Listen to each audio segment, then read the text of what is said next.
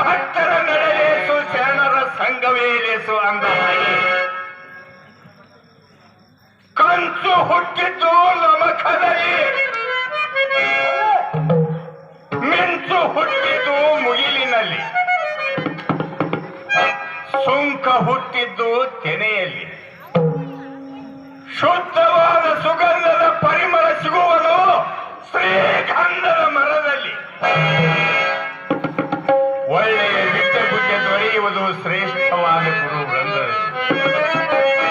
ಹೋಗು ಮಾಯೆ ಹೋಗು,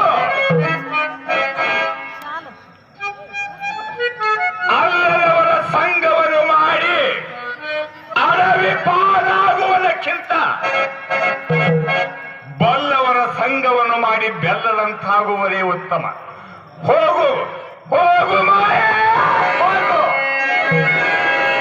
ನಿನ್ನ ಪ್ರತಿಭಕ್ತಿ ಎಷ್ಟರ ಮಟ್ಟಿಗಿದೆ ಎಂಬುದನ್ನು ನಾನು ನನ್ನ ಜ್ಞಾನ ದೃಷ್ಟಿಯಿಂದ ನೋಡುತ್ತೇನೆ.